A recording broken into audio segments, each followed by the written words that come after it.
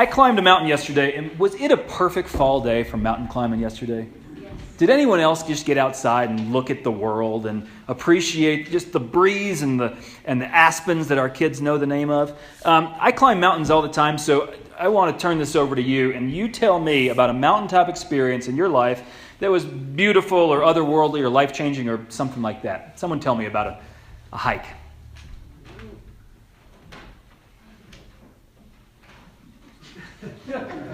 You're on the spot, Lynn. When I first moved out here and I was working night shift, so my body was kind of out of it anyways and dehydrated and that kind of thing, I tried to climb Grays and Tories. Uh-huh. I got to Grays and I got to the top and I was like, I can't breathe. I feel like I want to throw up. This is like a horrible experience for me. I get really bad altitude sickness. And I looked around at everybody and everybody's lips were blue. And I was like, what is going on here? Anyways, that was my experience. So it's a tough one going up to 14,000 feet. I love any sermon that starts with "I was about to throw up." That was good. It's a good start. That's online right there for you. What do you got, BG? We did Long's Peak several years ago, and we were told that to do that hike, you needed to get to the trailhead at 3 a.m., and we kind of balked at that, but went ahead. And then we got to the trailhead and looked up on the switchbacks and already saw flashlights moving around. And we went ahead with the hike, and I think we finished a little before noon, which was the required time because you want to do it before the thunderstorms roll in. But it was something that was good for a one-time experience. There you go. How many of you have been up Longs before? How many of you have been up Longs more than once? How many of you have been turned away from Longs because of weather, because you didn't get started early enough? Yeah. There's another hand over there. Was it? Yeah. We had a bunch of relatives come, nephews and sons and all, and we went up to, we wanted to go up to Arapahoe Pass at the Continental Divide for the first time, so we went up 4th of July Trail. But it was hard to get these boys moving in the morning. And we thought, let's get out there by 7 or 8, well, maybe 9. By 10, we left the house to go up there. You can see what's going to happen. Yep. And so as we were hiking up, we saw people coming down, and they had snow on their hats. And we said, that's strange. Why would they have snow on their hats? So we just kept on hiking. And then, long about noon, the weather came in. And so we did not make it to Arapahoe Pass. But we did make it back to our cars. So there's danger, there's surprise, there's achievement. What about you, Jim? We had the privilege of climbing Kilimanjaro a few years ago. And what impressed me was the vegetation from the tropical forest up through the various terrains up to the top. That's a big one. Some friends of mine 2 years ago got engaged at the top of Kilimanjaro. And they were both exhausted, so they took the picture while they were being engaged, and both of them were just kind of like, yeah, I'll do. Yeah, let's get married. So they had to reenact the picture somewhere else. Betty, you've been on a good mountain peak? I saw your hand going. Yeah. We took all the kids out of Yellowstone Bypass. Yeah. There's a ski up to the divide, and we got to the divide, and we're going to hide on some trail. And the kids said, you can see William Park. And we hiked all the way down to the loop, and he came back. Nice. And Sawyer and Reese ran their 70 minutes. Oh, to be young, run down these mountains. Yeah, it can be dangerous. It can be an achievement. It can be life-changing. It can be beautiful. Sometimes weather turns you around. Other times you can prepare all that you want. You can bring all the extra gear and something just happens, which is pretty much a metaphor of life as far as I have experienced it. At the same time, the beauty of standing on a high peak is just so amazing. Most amazing to me is that this beauty that the world is just shaped, looks like that, fits up with the beauty that we are able to appreciate. Our skin can feel the wind rushing against us. Our ears can hear the marmot whistle. Our eyes, some of us can see the jagged shape of rocks. All of our legs can be tired by the time we get up a mountain. And how amazing that our experience can match up with the beauty of the world, almost like life and existence has a harmony to it, almost like it was planned. Now, years ago, back when I was closer to Betty's boys, I ran up Grays and Tories when I was young, and I jogged all the way to the top, and I jogged over to the next one, and I saw mountain goats, and I ran away from them, and I was down by noon with my feet in the water, feeling like Superman. I was new to Colorado, but I was fit, and I could just do anything. I was invincible. You remember those feelings when you were young and invincible? You could do anything. So the next morning I woke up and I thought, if I can do those two, I can do 2 more 14ers. So I went over to Bierstadt, and I jogged up Bierstadt, which again made me feel like I was just so tough. And then I crossed Sawtooth. Has anyone been on Sawtooth?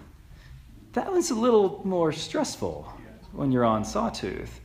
And there are drop-offs in both directions if you go along the ridge. So I pretty much just squeezed my whole body for hours at a time, losing all my pride, losing all my comfort. And eventually I get to the little path behind Sawtooth, and there's a scree field right below the summit, and you have to scramble across this loose scree field, and it sends rocks just flying down hundreds and hundreds of feet, hurtling down, and I'm getting a little more scared than I anticipated in this. And when I get just past the most perilous section, where if I fell and slid a little bit too much, who knows what could happen, I could go off, I ran into this couple, the perfect Colorado couple. They're both attractive with their blonde skin. They probably ski better than me. They had their Patagonia on everywhere. And they get to the top of this little section, and that poor girl she was so nervous, she laid into her boyfriend and dumped him on the spot. Why would you take me up here? I'm so afraid of heights. I'm going to go home. And he made the mistake of saying, honey, you can't go home. I can do whatever I want. And it was like Jerry Springer and Bear Grylls just came together in one show. I loved it. It was, which maybe it makes me a bad person, but I was just getting a kick out of it. So from that drama, I kept walking into the more stable. You go around the corner and it's this more stable ground. And I walked around and there were 5 people, a family, just sitting, just feet from this void, this distance, this emptiness. And they were somber. And they were holding hands. They were just staring into nothing. I had stumbled upon a family that was scattering their oldest son's ashes. So I stopped and I talked to them a little bit, and I prayed with them. And they sang. I whistled along because I didn't know their family's favorite song. Their son had died a year ago that day. He was 22 or 23. And it had seemed right to them to be up there to honor his life. None of them were religious, but there was something about being on that spot that was endless, a feeling of eternity, a feeling of something larger, which some of us call sacred. They just felt they were in the right place for that right experience. And mountains can bring that width of emotions, that depth in our heart, like we are more ourselves on a peak than all the masks we put on when we live our normal lives. So I left the couple and I left the family, and I kept hiking up to Mount Evans. And I wondered, what was more true of my experience that day thus far? Was it the brokenness or the healing? Was it the love I saw or the anger? Was it the pride or was it my fall? What was most true for me was that I had an empty Nalgene, 3 empty Nalgenes, and there's no water at 14,000 feet. And for all I had just witnessed, what was abundantly true for me was exhaustion. I was done. I had to go another 1.25 miles, and my fingers were swollen, my mouth was dry, my feet were blistered. I wasn't as tough as I thought I was, which is a lesson we all learn the hard way. And finally, you get to Evans, and I'm sure many of you have been up there, and there were just so many Kansas license plates walking up there. And I got to admit, I was bitter and resentful when the guy asked me as he's walking up with his cane how much farther up the sidewalk. And I was humbled at my own weakness and embarrassed at my lack of preparation. I was confused about what to do. It was a beautiful view up there. It was an achievement. But I was in pitiful shape and didn't have a clue how to get back to my car. There was no way I was going to crawl back across Sawtooth. So I needed something new. I needed a new option. I needed new possibilities to open up. I felt so small up there. I needed a different idea about who I was and what I could do. And meanwhile, these mountains are so big, overwhelming. And I needed a new direction for how to navigate all the peaks and the valleys. It was so just real up there. Like life had peeled away the nonsense and left me just waiting to find out, well, what's next? What's next? And I suppose Moses, as he stood there on that mountain, looking over his past and his future, had these same feelings. He had a hard-earned smile of a life of highs and lows. He had been so powerful. He had seen such terror. He had been scared and scarred. He felt confused and lost. And by the time he stood at that overlook and stared down at the land promised to him, what mix of emotions were going on inside? He had done things in his life that were so important. They had mattered to so many people. He was even heroic at times of his life, but he had made a lot of mistakes. He knew God almost as a friend. He could argue with God and win. And yet he knew that he had let God down over and over. He cared for his people enough to give his whole life to them, and he knew that he had lost his temper with them. He understood the awe and the beauty that was his path of life, and he also knew that from now on it would be a new path. He would not be going down the mountain with the people he came up the mountain with. And so he stood there in gratitude, in conviction, in fear, in trembling. And that sort of existential honesty just doesn't happen in parking lots. It doesn't happen when you're walking to Target. Maybe on a beach. Maybe some of you had that spiritual experience about the rhythm of life as the waves keep coming in. Maybe in a forest there are lessons of interconnectedness and the richness of all life. Maybe in a sanctuary you can experience community or something about ritual and the power of God. But being up so high, looking out over all of creation, something crystallizes in experience. For me, something focuses, and I think it had to be the same with Moses on that fateful last experience. And maybe it happens because the journey is so often difficult. It might be that hiking is just a good metaphor of our life and how we get through difficult times. It might be that the transcendent otherworldliness of being near the clouds affects us in some way. But whatever it is, the Bible and so many of the world's spiritual literature, it often uses this mountaintops to describe the deep awareness of someone's harmony with all that is. The Bible regularly points to these mountaintop experiences as though something there carves away the distractions of life, as though something there boils down all our hopes and dreams and laments and tears, as though mountaintops prepare us for the most essential part of who we are, to connect with the largest scope of creation. And whether that happens on a physical mountain or one of those experiences that feels so otherworldly, you reach this point in your life. Has it mattered? Has my life mattered? Have I fulfilled my purpose? Through all the struggles and dangers and pain and achievement and teamwork and the beauty of all of it that I have lived through whatever these amount of years, through all the times when I felt close to God and distant, through all the support that I've felt and the times I've torn people down, when I've cared for others, when I've hurt people I've loved, what has my life meant? And whatever are the answers to those sort of questions in your deep soul, all of us come to these points of life where we cannot help but look to the future and wonder, how will I go from here? What is next? What can I draw from all my experience to bring me forward? What good can come? How can I embrace that goodness? What will my life be now? What things are in store? What can I leave here today so I can pick something else up tomorrow? So Moses comes down but does not get to go in the promised land. He dies in old age. And after that vision of what all will come, his young assistant Joshua takes over, fulfills his life's work, which isn't easy. The Hebrew wanderers go into Israel and they face plenty of objection about their immigration, and that conflict plays out even to this day.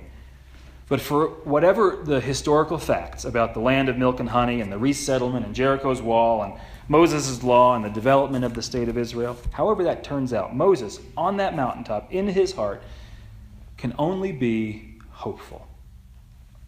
Through all the difficult journey of his life, he made it there. He is convinced in his soul that God has taken him to this point. And if God brought me this far, then God will never abandon me as I go down the mountain. And think of his perspective. In his life, he had a speech impediment. Maybe dyslexia. Scholars don't know, but that heavy mouth, that slow of tongue, something about it. He worked from having that place into being a spokesman for a nation. He was given to die as a child, and he worked to save his people. He dealt with racial conflict. He murdered a man. He faced real battle in war. He listened to endless complaints. He wandered for 40 years, and through all those things, he came to a point knowing God has been with me through all of this, so why would I think that God would leave me now? Moses wasn't a poet like Paul. Paul says, nothing can separate me from the love of God. And Moses just lived that. So many responsibilities. I've been so tired. I've worked through so much stress. But now I am raised above. I look out on a world that is larger than myself. I see a land shaped by water and wind. I see hearts shaped by care and trust. And if that is the world from our most sacred perspective, then he has the faith, and you are called to the faith that coming down the mountain, back into your routine, whatever you face in life next, it will be okay. God promised him a new land, and God promises each of us to lead us to a future of hope. Even when our home has struggles, even when our work and relationships are hard, even when our health fails, we can, with God's help, always look toward something new. Even when the world is plagued with injustice, we can lead others to new life. Even when we are not quite sure where the holy fire leads us, we can trust that it points somewhere good. So when our journey brings us to the point where life boils down to its most pure and mysterious center, we know that these hills cradle us, almost like a mother. They cradle us with a love that is wide and cosmic, a love that feels forever, a love that is powerful. And no matter what happens when we come down from these experiences, I am convinced, in a part of me that is beyond emotion and beyond logic, I am convinced that when I look out at it all, something is looking out for me. Friends, wherever it is that we run into these mountaintop experiences, whether on a real mountain or with the good news of a doctor's report or watching your children grow or at the funeral of a close friend, wherever you have these moments, you know the world is good, and may you appreciate and soak in the divine joy. May you survey and trust that goodness is the foundation of our world, not distrust, not pain, not anger, not division, not brokenness, not anything that follows us with a heavy shadow. But may the weight of our deepest spiritual experiences linger in our hearts, drawing us ever closer to the creative force that redeems all things. Amen.